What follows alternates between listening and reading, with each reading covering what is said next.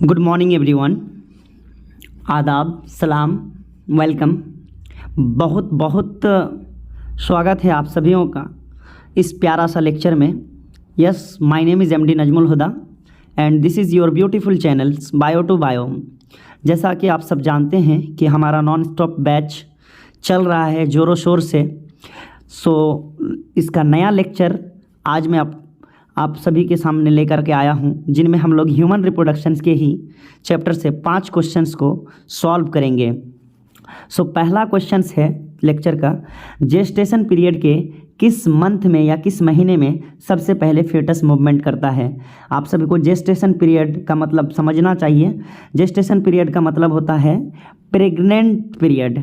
Pregnant period क्या होता है? 9 महीना। एक औरत जब प्रेग्नेंट होता है तो वो क्या करता है, वो अपने यूट्रस में, बच्चादानी में अपने बच्चे को क्या करता है 9 महीना जो है होता है पेट में बच्चे को रखता है। 9 महीना, मंथ लगा दीजिएगा आप लोग, ठीक है, महीना। तो 9 महीना। तो ये क्वेश्चन है कि 9 महीना में ऐसा कौन सा महीना है जिसमें सबसे पहले बच्चा क्या करता है? हिलता है। सबसे पहले बच्चा क्या करता है? हिलता डुलता है। तो आप सब जानते हैं कि पेट में बच्चा हिलता डुलता है, दिखाई भी देता है कभी कभी, हम लोग जीव जानवर में देखे होंगे। तो इसका सही आंसर आप लोग का क्या होगा? इसका सही आंसर जो हो जाएगा बेटा, वो क्या हो जाएगा? 5 मंथ हो जाएगा। क्या हो जाएगा? 5 मंथ हो जाएगा, पहला महीना। नेक्स्ट क्वेश्चन की ओर हम लोग मूव कर रहे हैं। क्वेश्चन क्या है आप खुद पढ़ सकते हैं। क्वेश्चन है लेडिग सेल्स। लेडिग सेल जो होते हैं वो कौन सी हार्मोन को स्रावित करता है? सबसे पहले मैं अगर आपको बता दूं कि लेडिग सेल कहाँ पर होता है, तो लेडिग सेल जो होता है सेमिनिफेरस ट्यूब्यूल्स के बाहर। जब 2 सेमिनिफेरस ट्यूब्यूल्स होते हैं तो उनके बाहर यानी बीच में क्या होते हैं? लेडिग सेल होते हैं। और लेडिग सेल का बहुत इंपॉर्टेंट एक रोल होता है, वो क्या है? एक हार्मोन को रिलीज़ करना। और वो हार्मोन बहुत स्पेशल होता है। वो कौन सा हार्मोन हो सकता है? चलिए, FSH हार्मोन या फिर एंड्रोजन, FSH या एंड्रोजन हार्मोन यानी टेस्टिकुलर हार्मोन, या फिर एस्ट्रोजन एंड प्रोजेस्टेरोन हार्मोन, या ल्यूटेनाइजिंग हार्मोन। जी हाँ दोस्तों, इसका आंसर बताइए जल्दी से। इसका आंसर क्या होगा? इसका आंसर ना तो ल्यूटेनाइजिंग होगा, ना ही एस्ट्रोजन एंड प्रोजेस्टेरोन होगा, ना तो FSH होगा। इसका आंसर क्या हो जाएगा? एंड्रोजन हार्मोन हो जाएगा। क्या हो जाएगा? Androgen hormone. यही वो हार्मोन है जो क्या होता है, मर्दों में दाढ़ी, मूछ और आवाज़ को भारी करता है, ठीक है, एंड्रोजन हार्मोन। इसको मेल सेक्स हार्मोन भी कहा जाता है। तो स्क्रीनशॉट ले लीजिए। नेक्स्ट क्वेश्चन की ओर हम लोग मूव कर रहे हैं। क्वेश्चन क्या है? स्पर्म के किस भाग में क्या पाया जाता है? आनुवांशिक पदार्थ पाया जाता है। क्या पाया जाता है बेटा? आनुवांशिक पदार्थ। आनुवांशिक पदार्थ किसको कहते हैं आप जानते हैं? आनुवांशिक पदार्थ का मतलब होता है क्या? या तो DNA, नंबर 1 में हो सकता है DNA, और नंबर 2 में क्या हो सकता है? नंबर 2 में RNA हो सकता है। क्या हो सकता है? क्योंकि जेनेटिक मटेरियल 2 तरह का ही होता है। आनुवांशिक पदार्थ 2 तरीके का होता है, DNA और RNA। तो ये DNA और RNA कहाँ पे रहता है? आप अच्छी तरीके से जानते हैं, केंद्रक में रहता है। तो ऑब्वियसली स्पर्म का केंद्रक कहाँ पे रहेगा? आपको यही क्वेश्चन दिया हुआ है। तो इसका जो जेनेटिक मटेरियल या फिर केंद्रक जो होता है वो कहाँ पे रहेगा? इसका हेड में रहेगा। किस में रहेगा? इसका हेड में रहेगा, स्पर्म का हेड में रहेगा।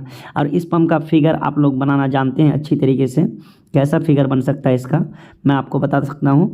आप जो है बना लीजिएगा स्पर्म का फिगर, ठीक है। कुछ ऐसा होता है,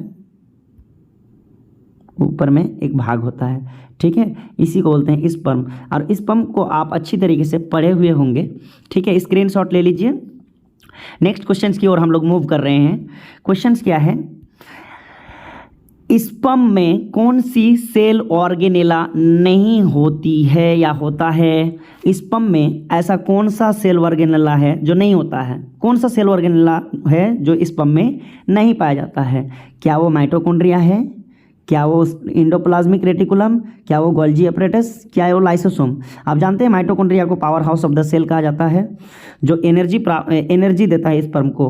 और लोकेशन में नहीं बताऊंगा आपको। इंडोप्लाज्मिक रेटिकुलम जो है जालीनुमा संरचना होता है, नेट जैसा होता है, जो केंद्रक से जस्ट एकदम पास में ही रहता है, जुड़ा हुआ रहता है। गोल्जी अपरेटस, लाइसोसोम, ये सब 9th क्लास का ये टॉपिक है और आपका 11th में भी है। तो इसका सही आंसर जो हो जाएगा, इसका सही आंसर क्या हो जाएगा? इसका सही आंसर हो जाएगा आपका एंडोप्लाज्मिक रेटिकुलम। क्या हो जाएगा इसका आंसर? Endoplasmic reticulum. ठीक है, बी नंबर आंसर इसका सही हो जाएगा। सो नेक्स्ट क्वेश्चन की ओर हम लोग मूव कर रहे हैं, स्क्रीनशॉट ले लीजिएगा।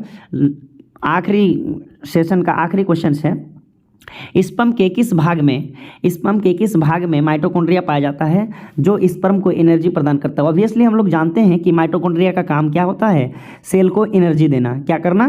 क्योंकि माइटोकॉन्ड्रिया को हम लोगों ने पढ़ा है 9th क्लास में कि इसको कोशिका का ऊर्जा घर भी कहा जाता है, यानी माइटोकॉन्ड्रिया को power house of the cell कहा जाता है। तो ये माइटोकॉन्ड्रिया एक्चुअली रहता कहाँ पर है स्पर्म का?